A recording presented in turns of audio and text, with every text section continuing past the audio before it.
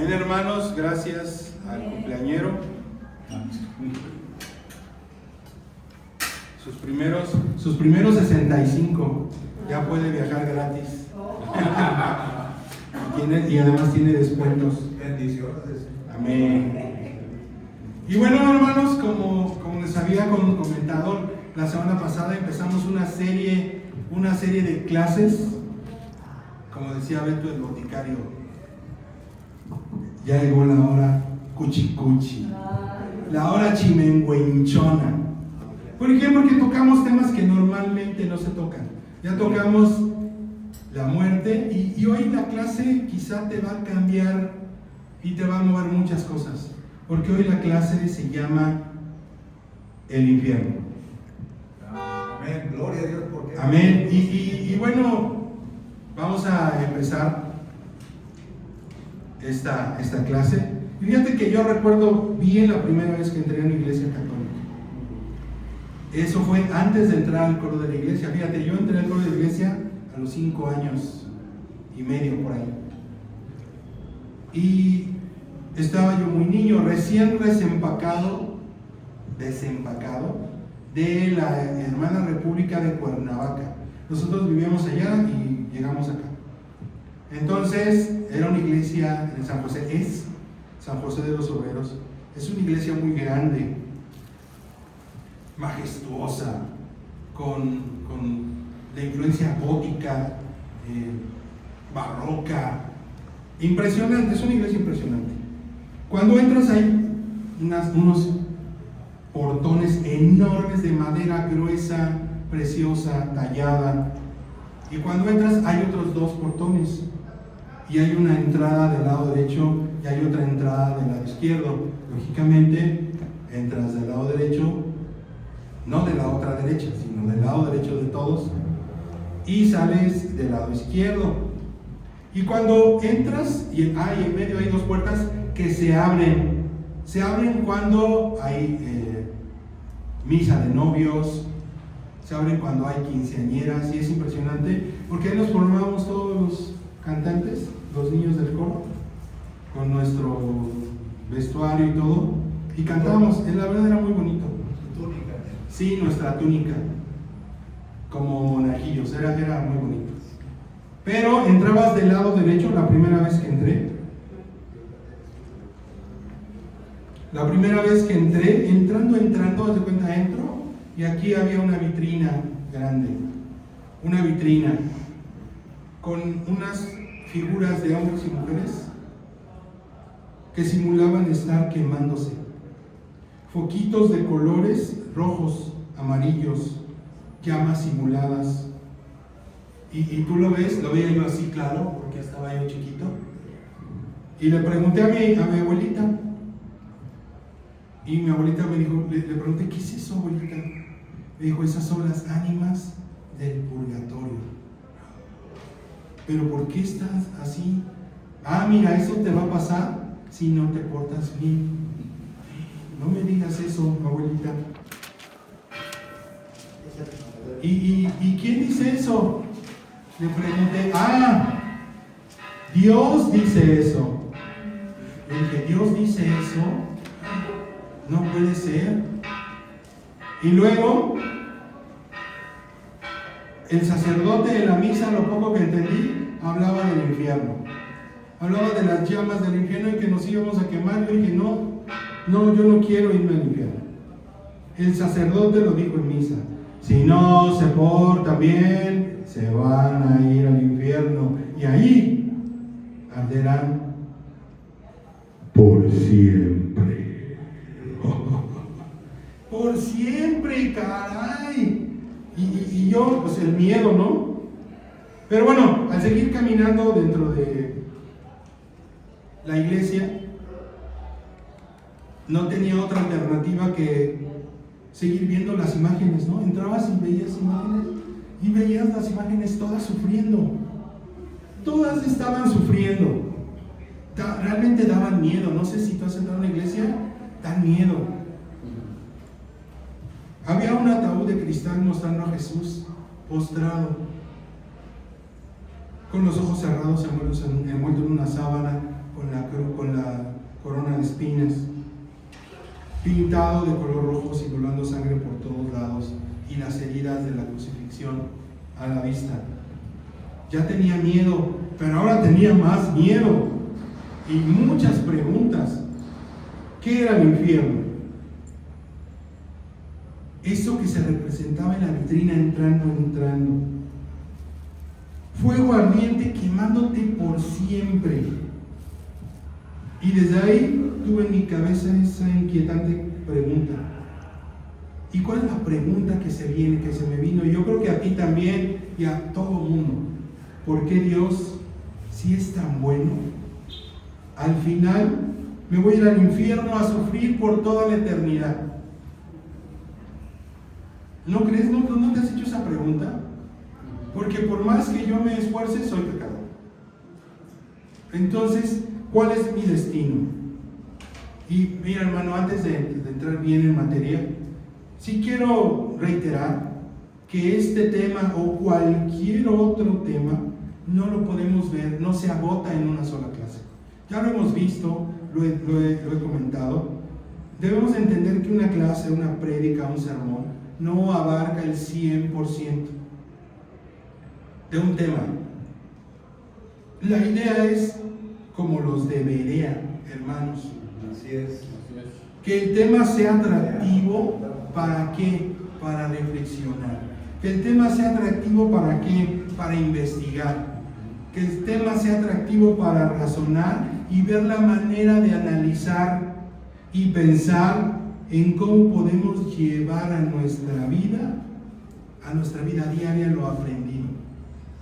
El texto y el contexto, hermano. Amén, hermano, así es. Y así que, hermano, si tú sientes que faltó algo en alguna de las clases anteriores, seguramente tienes razón. Y si al finalizar esta clase piensas que faltó algo, seguramente tienes razón. Pero que eso no nos limite, hermanos. Vamos a pensar y vamos a investigar. Vamos a preguntar. Porque, ¿sabes qué? Decía un pastor chileno, y tiene toda la razón. Pensar es gratis. Pensemos. Entonces vamos a empezar. El nombre de esta clase se llama simplemente el infierno. Y vamos a ver, y empiezo por decirte, contarte y comentarte que en toda la Biblia, Antiguo y Nuevo Testamento, la palabra infierno no se nombra una sola vez. Se acabó la clase. No hay más que decir. No se nombra una sola vez, ni en hebreo, ni en arameo o griego. La palabra es inexistente, aunque el hermano dice que sí está. Vamos a ver, vamos como en la Buenos Aires, por partes. Amén. Y lo primero que tú me podrías decir, no, sí está. Y otra cosa que tú me puedes decir, no, es que, espérate, porque tú estás diciendo infierno en español, no va a estar en español, va a estar en hebreo. No va a estar en español, mira, va a estar en arameo. No va a estar en español, va a estar en griego. Quizás sea cierto, pero no totalmente. Mira, las traducciones normalmente están enfocadas a reflejar algo muy cercano a las palabras que usamos y lo que nos quieren explicar. Pero, hermano, ninguna palabra refleja ni siquiera de cerca la palabra infierno. Y fíjate, tomando como base lo anterior, a ver, espérate, dime, ¿qué palabras se usaron en la Biblia para referirse al infierno? Vamos allá. La primera palabra es Seol. Seol. Y se pronuncia más o menos Sheol. Y Sheol es una palabra que podemos describir hasta cierto punto neutra. ¿Por qué neutra? ¿Qué quieres decir con neutra? Bueno, Sheol significa lugar donde descansan los muertos. Es una palabra muerta, neutra, perdón. No refleja ni castigo ni bendición. un lugar donde descansan los muertos. Cuando tú escuchas la palabra panteón, ¿qué piensas? Lugar donde descansan los muertos. Cuando escuchas cementerio, ¿qué escuchas? ¿Qué piensas? Lugar donde descansan los muertos. Sheol es exactamente lo mismo. No tiene ninguna relevancia, hermanos, moralmente relevante. No tiene ninguna relevancia moral. Y se traduce como sepulcro. Sheol, en hebreo, sepulcro. Y lo podemos ver en todas las traducciones que tú me digas y mandes. Vamos a la historia, hermano. Te pido que tomes nota porque cualquier duda la podemos ampliar más adelante. Fíjate, Jerónimo de Estridón, un teólogo y escritor cristiano del siglo IV. Te voy a dar puntos y comas, te voy a dar toda la información para que tú la estudies y la analices. Jerónimo de Estridón, un teólogo y escritor o escriba cristiano del siglo IV, fue encomendado por el Papa Dámaso I a traducir los textos bíblicos al latín, que era la lengua común de los romanos de aquella época. Esta traducción se le conoce como la Vulgata Latina. La Vulgata Latina, tiene un punto nuestro hermano Enrique.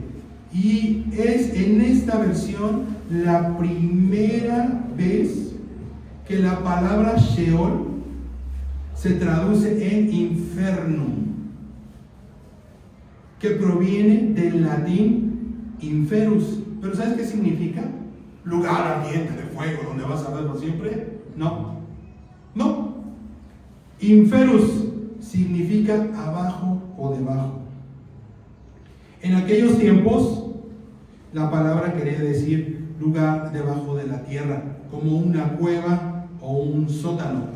Acuérdate que las palabras en griego tenían 3 o 4 significados, también en latín 2 o 3 significados. Abajo o debajo, debajo de la tierra, o una cueva o un sótano. También otro significado es lugar profundo y oscuro, como abismo o como precipicio. ¿Y qué crees? Que esta traducción concuerda con lo descrito en la Biblia: lugar donde descansan los muertos, lugar donde descansan los cadáveres. Se hace un hoyo en la tierra y ahí se introducen los cuerpos. O como en los tiempos de Jesús, en una cueva, los que tenían dinero. Jerónimo tradujo lo correcto en ese sentido, en ese momento. Pero seguramente estás pensando, o me vas a decir, pero en la mitología romana el infierno es un lugar de castigo. Y sí, en la mitología romana, no en la Biblia. ¿Ok? ¿Y qué crees? Que en el Antiguo Testamento no hay otra palabra que tenga que ver con infierno. No la hay. No hay un desarrollo en el Antiguo Testamento de lo que es la vida o la muerte de ultratumba. No hay nada en la Biblia hebrea. Perdón, ¿no puedo dar un...? Terminando la clase, porque esto es... Sí. Gracias, hermano. En el Nuevo Testamento aparecen unas cuantas palabras más, y una de las más utilizadas por Jesús fue el Gehenna. Se pronuncia Gehenna. No, Gehen. Se pronuncia Gehen. Y proviene del hebreo Gehinom.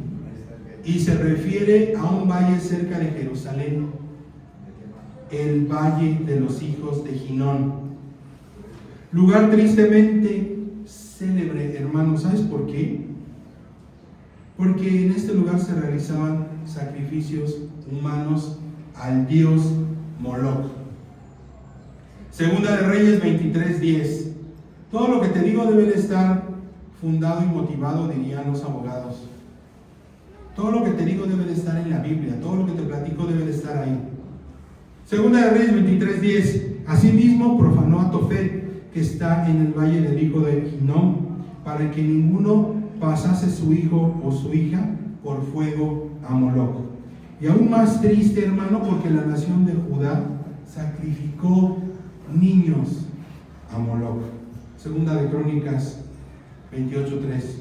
Quemó también incienso en el valle de los hijos de Hinnom, e hizo pasar a sus hijos por fuego, conforme a las abominaciones de las naciones que Jehová había arrojado de la presencia de los hijos de Israel. Segunda de Crónicas 28:3. Segunda de Crónicas 33:6.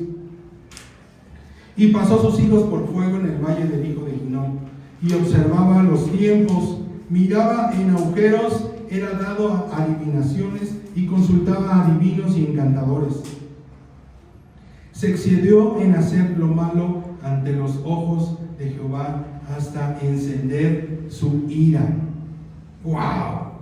El rey Josías profanó este lugar conocido como Tofet, lugar de culto pagano. Por esta razón, el valle de Hinnom se convirtió en un símbolo de muerte y castigo. Un recordatorio para el pueblo judío de que desobedecer a Dios tiene sus consecuencias. ¿Cuáles eran estas consecuencias? ¿O qué es lo que tenemos que tomar en cuenta? Tenemos que tomar en cuenta la importancia de seguir los mandamientos de Dios, hermanos. Amén. Tenemos que considerar la idolatría y los sacrificios humanos. La necesidad de escuchar a los profetas y líderes espirituales. La restauración y renovación, hermanos, siempre son posibles después del arrepentimiento. La idolatría, parece que no tenemos ídolos, pero tenemos que analizarnos. ¿Quién es tu ídolo? Quizá cuando te ves al espejo dices, qué guapo soy, caray. Entonces, ahí está un ídolo. Sí. ¿Y qué crees? Ese lugar, hoy día, es un parque nacional y es un sitio arqueológico. Lo puedes buscar, lo puedes googlear. Hoy día es un parque nacional y es un sitio arqueológico.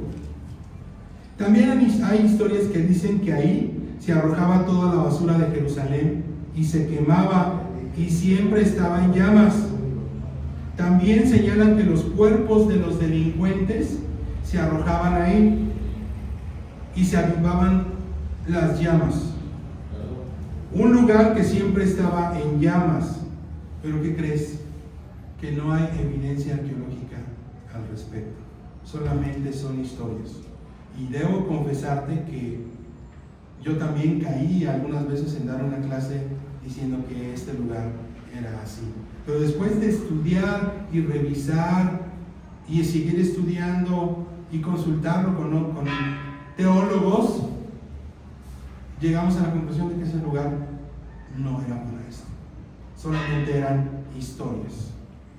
Pero entonces, ¿de dónde viene la idea de que el infierno es un lugar de castigo eterno si en la Biblia no viene?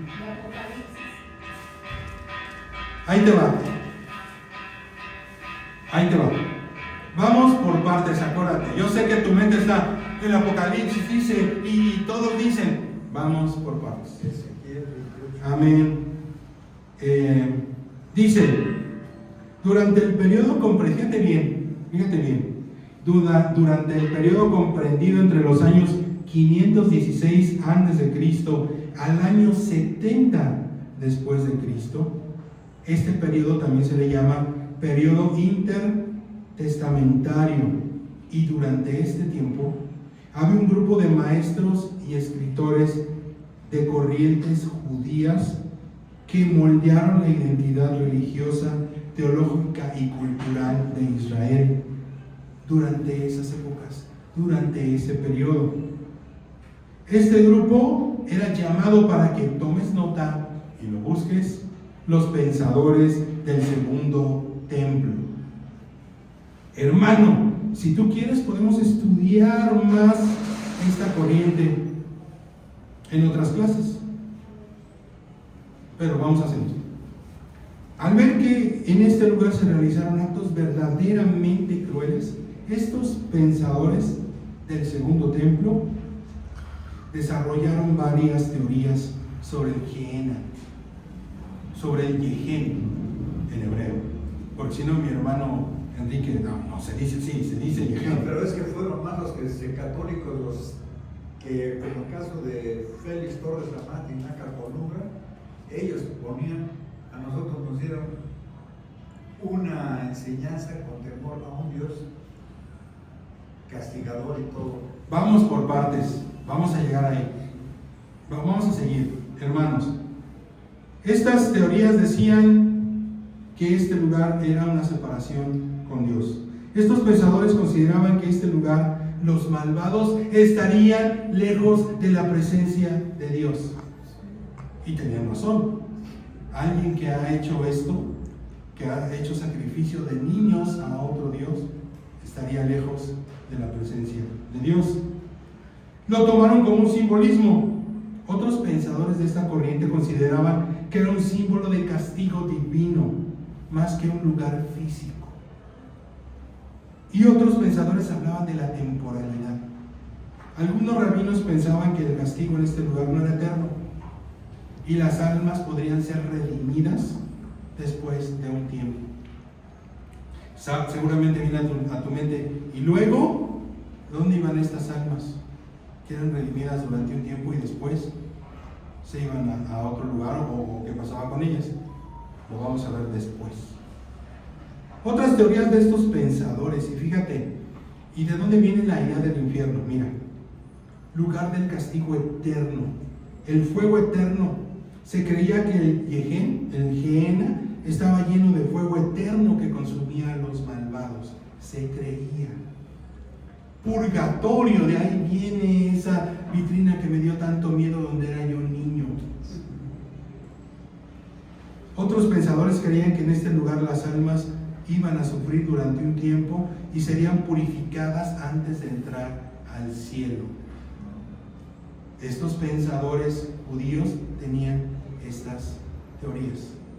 Acuérdate, ¿cómo se llaman? Pensadores Del segundo templo. Para que si lo buscas y empiezas a googlear y a estudiar, lo tengas presente. Sí, entonces, pero oye, Víctor, ¿esto dónde lo investigo? ¿Dónde lo encuentro? Se me hace que me estás cuenteando, brother.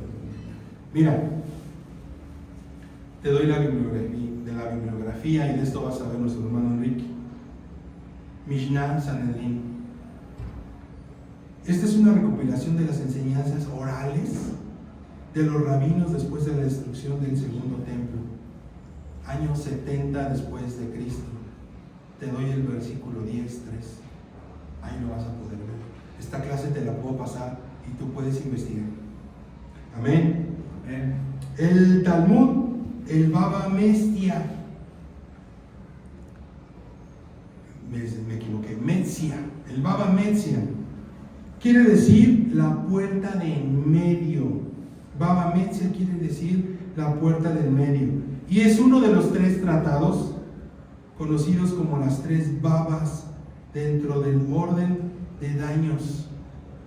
Nesikim. Ahí está. Es el párrafo 58b, ahí lo podemos ver. En los rollos del Mar Muerto, hermanos, que como sabemos se encontraron en varias etapas, de 1947 a 1956, y se encontraron en 11 cuevas, ¿te acuerdas? En 11 cuevas, wow. También, en las cuevas de Uram, en las cuevas de Masada, en las cuevas de Naal Eber, entre otros lugares. Fíjate, también el historiador Flavio Josefo habló de esto en un libro llamado La Guerra de los Judíos, un librazo. Estas teorías de estos pensadores influyeron en la concepción de la palabra infierno, más bien, influyeron en la concepción de la palabra Gehenna, y su traducción a la palabra infierno. Pero, fíjate, una vez aclarado que en las escrituras originales del Antiguo Testamento no hay una teología definida con respecto a la vida de ultratumba, ni tampoco en la teología del Antiguo Testamento hay una teología del castigo después de la muerte.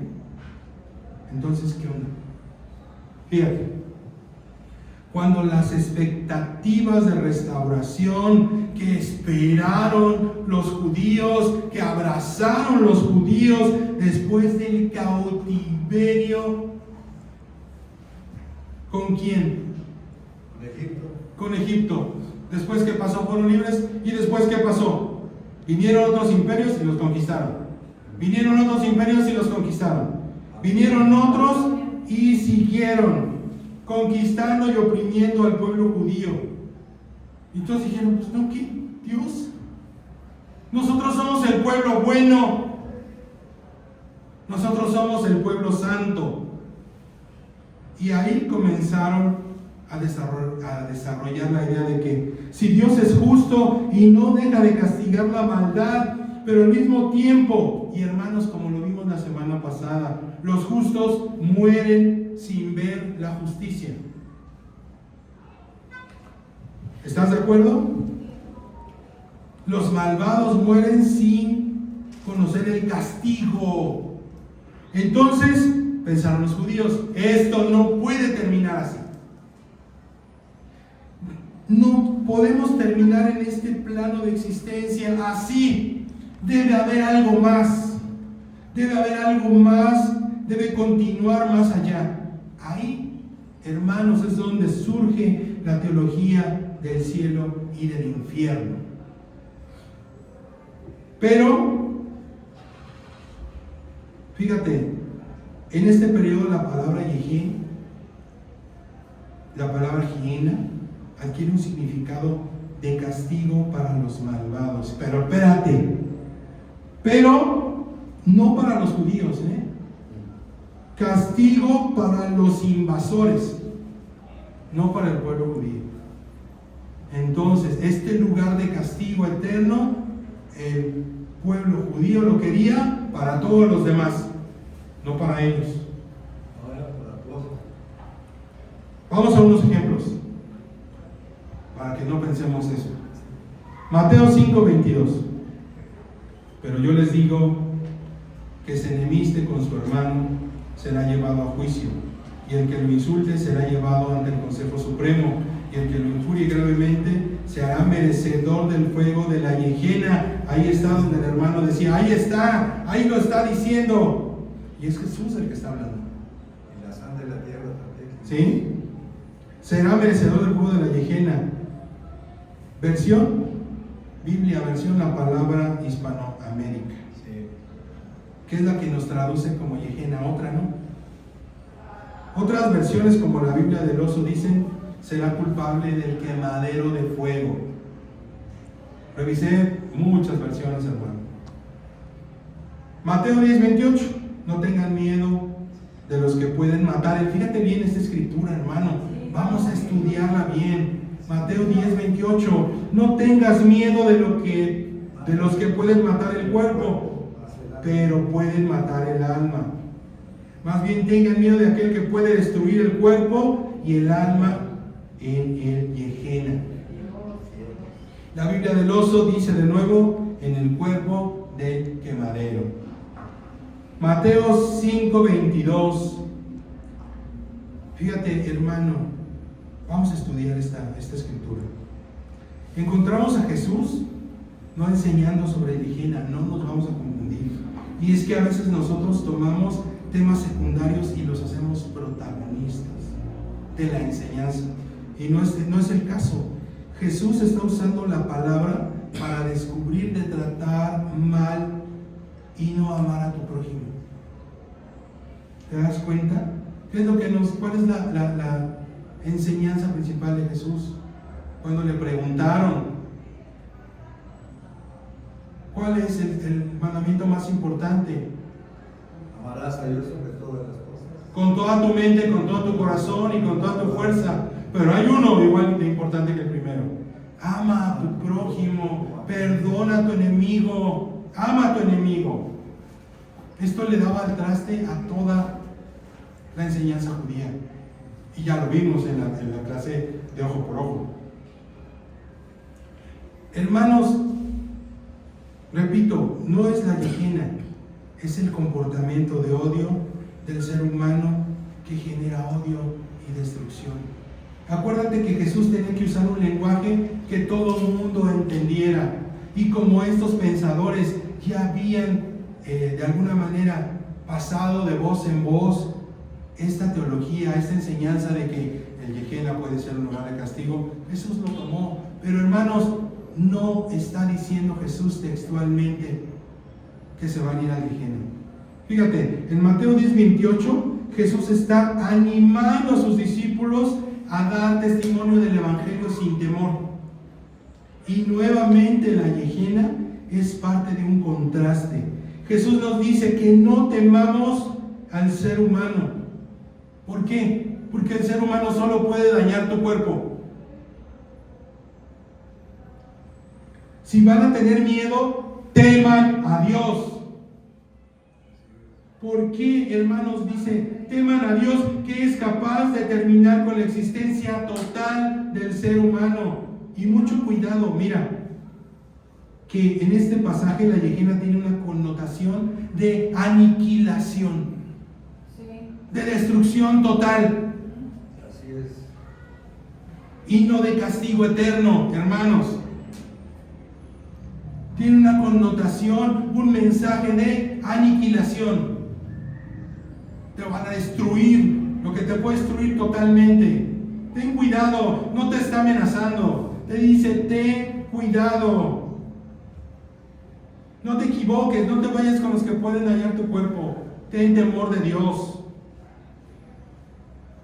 Fíjate, hay teorías adventistas que hacen esta propuesta. Y yo coincido con esto. Y mira, este pasaje tiene que ver con eso. Este pasaje 10:28 que vimos. El Gehenna en Mateo 10:28 no refleja un sufrimiento eterno, hermano, sino un cese absoluto de la existencia. Un cese absoluto de la existencia. Esto lo vamos a ver en la clase de la siguiente semana, el lago de fuego. ¿Ok? La otra palabra que se ha traducido en infierno es Hades.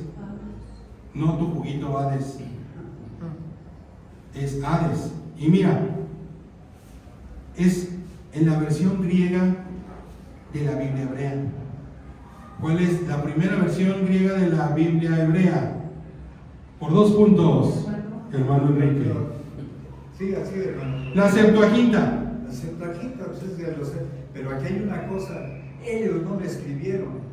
Cuando Alejandro el Grande y Ptolomeo fue el que pidió que le copiaran los judíos, porque no sabían hebreo ni arameo, y entonces le escribieron y le acordaron, pero no la tradujeron toda.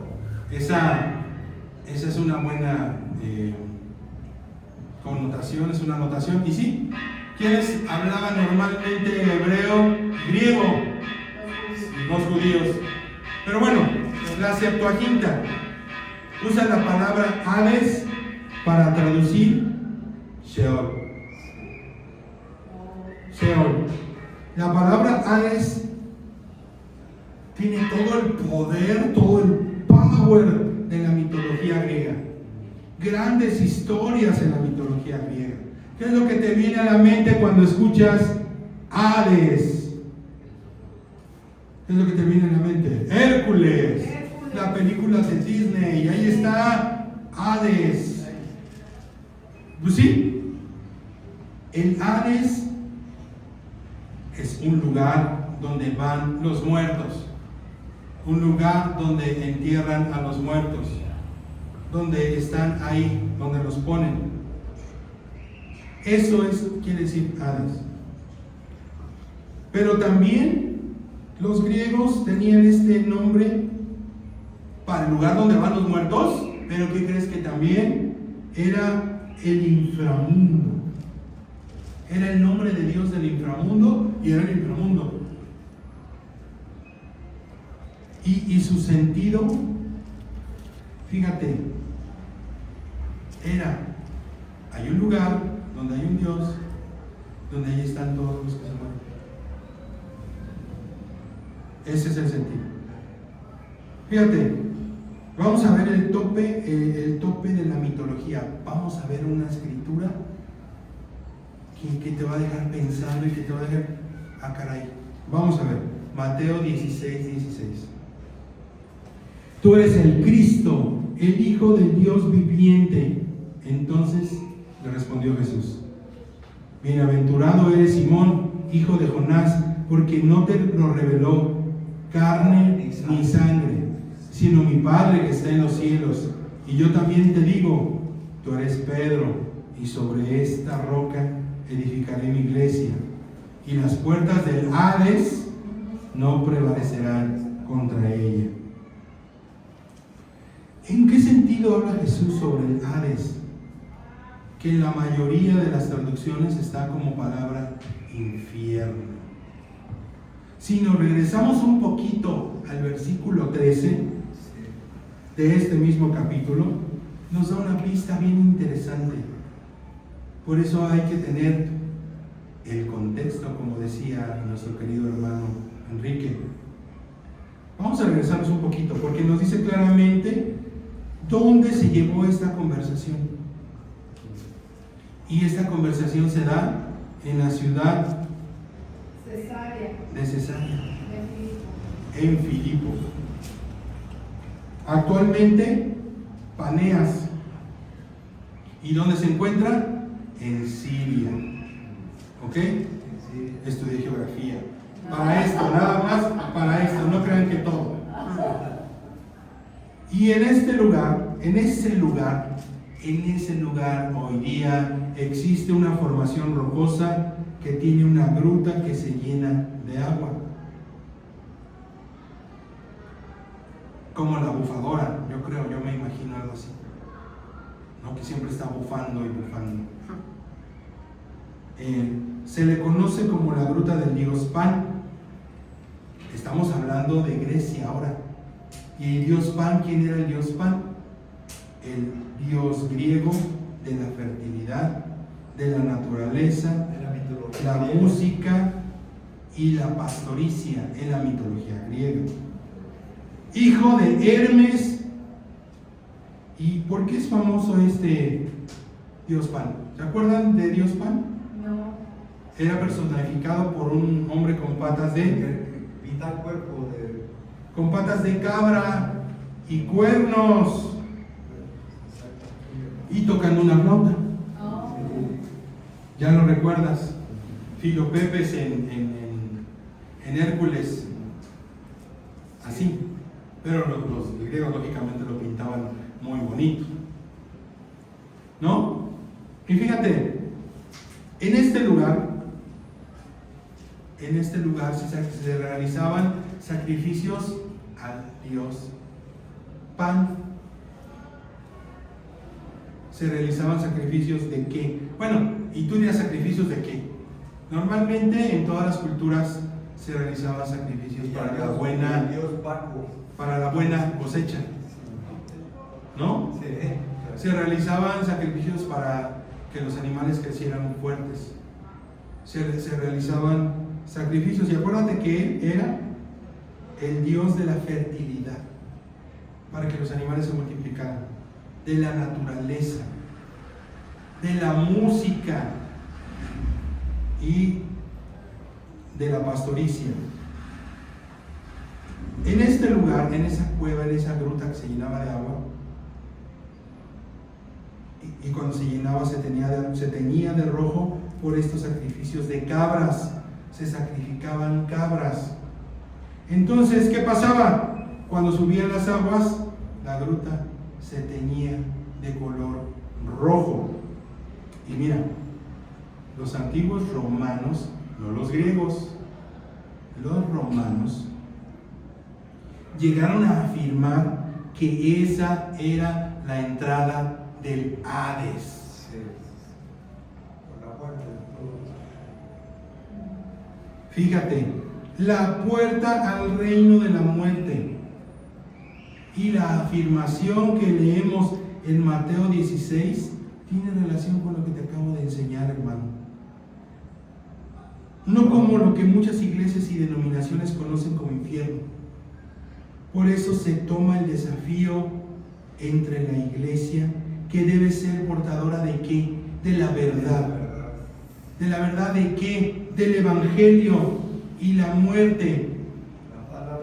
Fíjate, y la comparación con este pequeño detalle mitológico del Hades.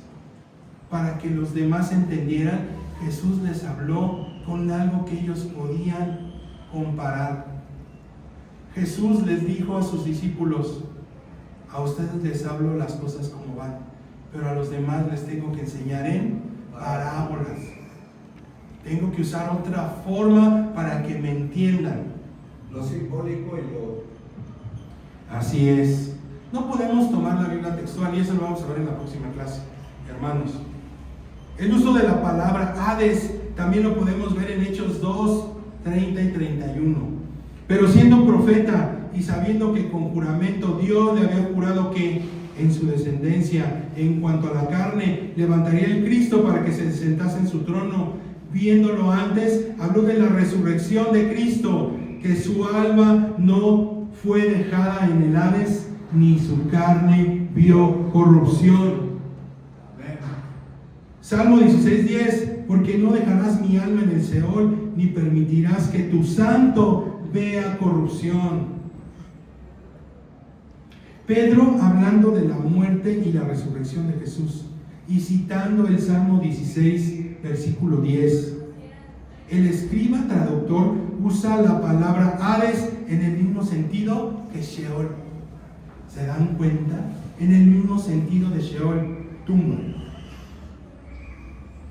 No es que Jesús haya ido al infierno, hermanos. En el mismo sentido, tal y cual como se habla de la Biblia hebrea del Sheol, es el Hades, la morada de los muertos. Y hay otra, la tercera palabra. Hoy sonó la película de Pedro Infante y Marga López. ¿Y cuál es la tercera palabra? Tártaro. Tártaro, la última palabra que se relaciona con infierno. Y se menciona una sola vez en 2 de Pedro 2:4. Porque si Dios no perdonó a los ángeles que pecaron, sino que los arrojó al Tártaro y los entregó a las cavernas de oscuridad, reservándolos para el juicio. Esta es la versión Septuaginta. La primera versión traducida al hebreo. La tenemos en el libro de Ezequiel 28, cuando habló de Satanás, el arcángel, que se envaneció. Por partes, por favor, Sí. hermano. Perdón, hermano. Sí. Fíjate, en ese contexto el Tártaro se refiere a un lugar de castigo y confinamiento. ¿Para quién? Para Satanás. ¿Y quién es? Ahí está en Ezequiel, por favor. Sí, se queda en el capítulo. Sus ángeles volvió por el aire, pero aquí lo tengo. Para Satanás y sus ángeles, A sus ángeles. caídos. Sí, porque el infierno fue hecho, o el lugar de castigo fue para los ángeles caídos, no para el ser humano. Estamos con la palabra Tártaro, ¿sí? Y dice confinamiento para los ángeles que se rebelaron contra Dios. La palabra Tártaro proviene del griego, que se deriva de la palabra abismo o profundidad. Fíjate, Tártaro. ¿Por qué se utilizó la palabra Tártaro? En la mitología griega, el Tártaro era un lugar subterráneo de castigo y tormento, donde se enviaban a quienes, hermanos, en la mitología griega. Tú que viste Hércules, ¿a quién enviaban? A un lugar de que estaban ahí todos los dioses encerrados. Dinos a la ¿A dónde los enviaban? Al Tártaro. Todos estaban ahí en el Tártaro.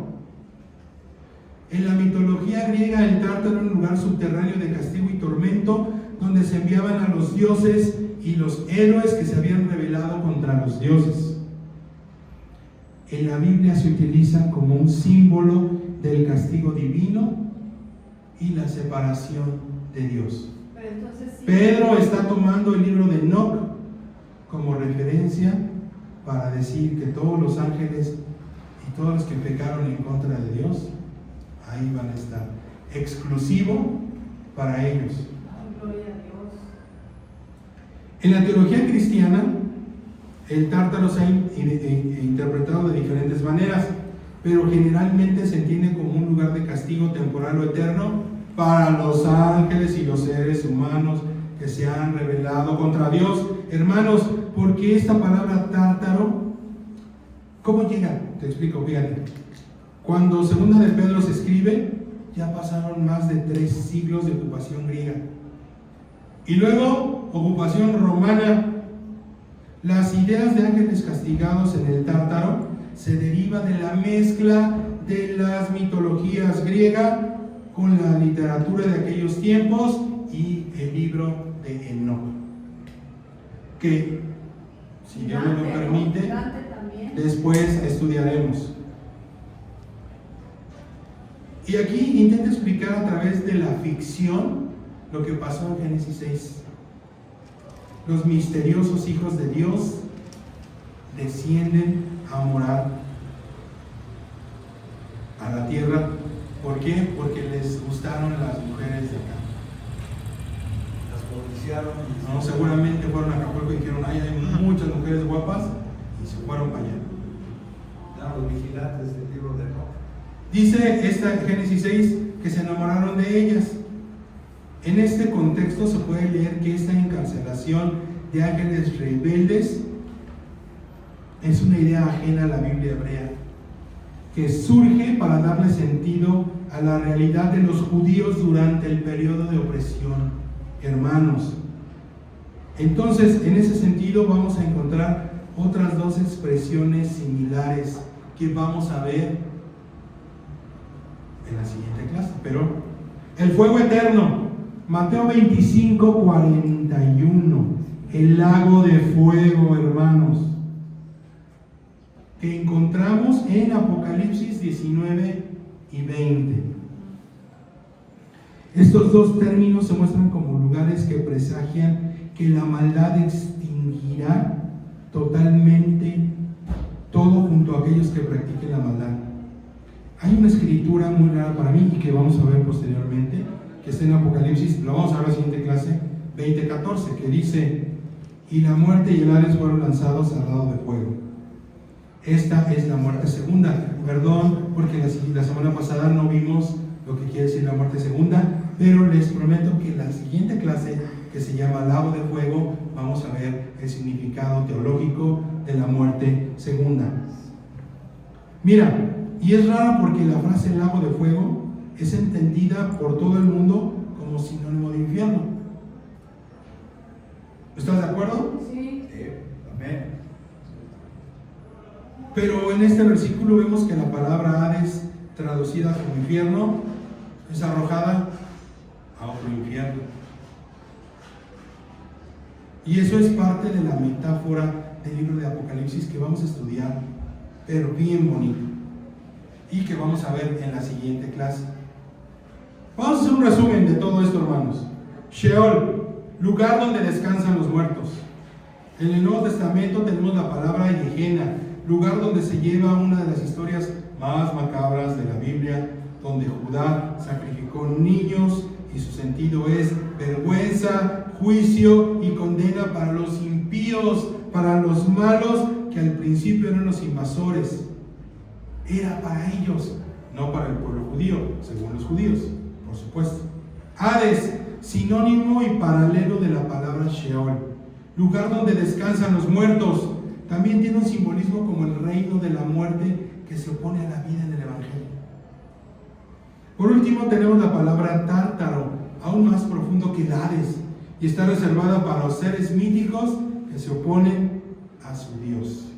Esos titanes de la película de Hércules, esos de la mitología griega y para todo enemigo de los dioses. Ahora se pone más interesante, como decía nuestro hermano Enrique. ¿Qué hicieron los líderes cristianos de la Edad Media? Estos líderes consideraron y tomaron todos estos términos y todos estos significados y los agrupó bajo un solo concepto y una sola palabra: el infierno, como una manera de manipulación, miedo y control de los creyentes hasta el día de hoy. Y hermanos, casi en todas las iglesias pasa esto. Y considera la obra de Dante, que estaba platicando mi esposa, de Dante Alighieri, la Divina Comedia, y a los 9 círculos del infierno. ¿Y qué nos da? Que cada vez más gente habla de un infierno donde nos viene a la mente un lugar profundo, oscuro, donde hay castigo eterno y es el destino final. Como la película de todos aquellos que no practican la doctrina correcta, ahí es el destino final. Como esa película de todos mueren y bien gacho. ¿Y cuál es la doctrina correcta? Y todos hermanos en todas las iglesias van a decir: la mía, mi religión, esa es la neta del planeta, esa es la correcta. Hermano, quiero advertirte que cuando se habla de este tema, para afirmar que ahí te vas a ir por no estar dentro de su iglesia o por no estar dentro de su sistema religioso, muchos eruditos decía Homero Simpson, muchos eruditos o líderes religiosos van a sacarte un montón de versículos y te van a demostrar, entre comillas, montones de versículos donde te van a decir: mira, aquí está el infierno y ahí te vas a ir. Si tú te vas a ir de aquí, te vas a ir al infierno. Dios no quiere religiosos. Dios Amén. quiere corazones contritos y humillados. Amén. Te van a demostrar que es una enseñanza bíblica. Pero, hermano, ya tienes todos los elementos para investigar, tienes todos los elementos para revisar, tienes todos los elementos para estudiar toda la teología. Y al final el Evangelio lo que nos debe dejar no es miedo, no es angustia, es esperanza, es confianza en que Jesús, en que Dios trajo promesas y las va a cumplir. Gloria a Dios. Esa es la doctrina correcta, hermanos. Las enseñanzas de Jesús no deben causar miedo, angustia o temor. Los creyentes no debemos sentirnos amenazados.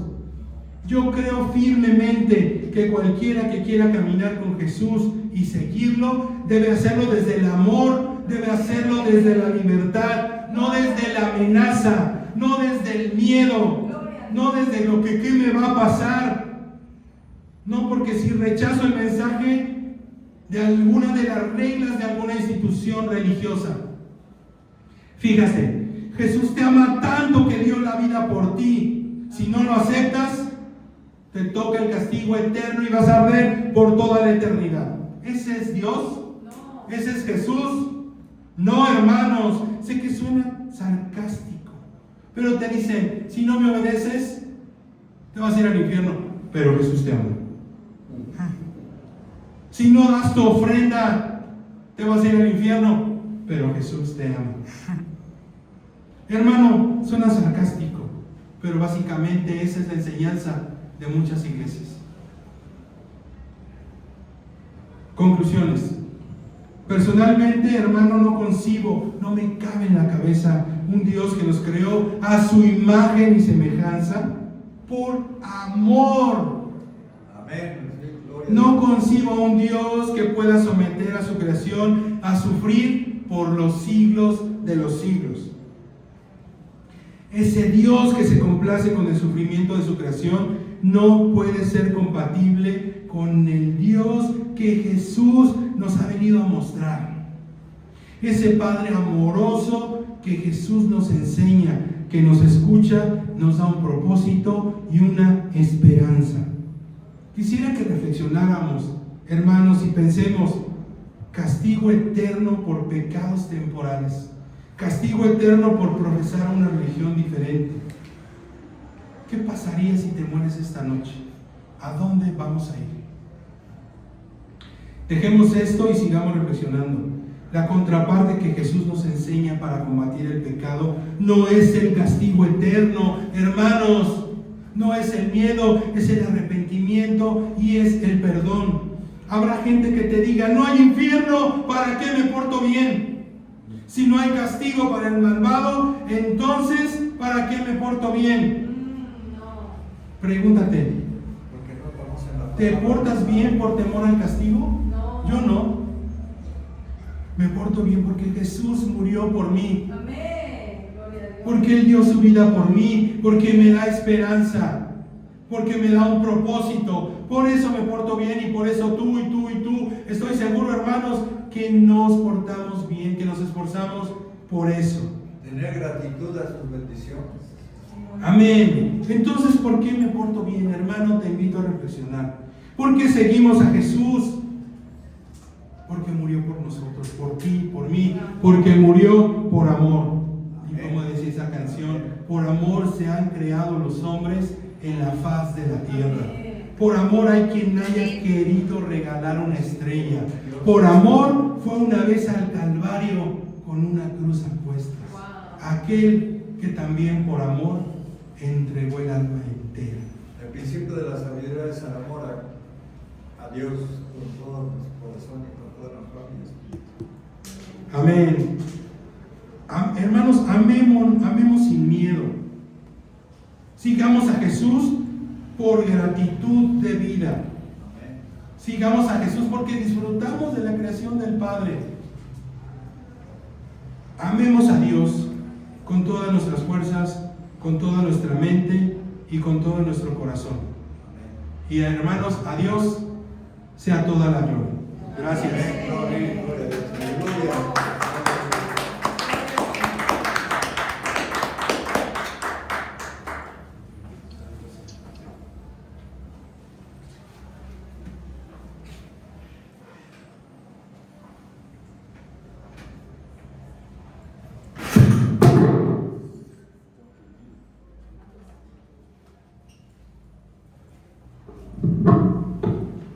Ya debo el micro. Ya debo un micro. Ok, hermanos, buenos días. Otra vez yo, Oscar. Antes que nada, Víctor, gracias por la clase. La verdad es que es interesante poder escuchar otros datos, otras versiones, porque muchas veces nos quedamos con una sola versión.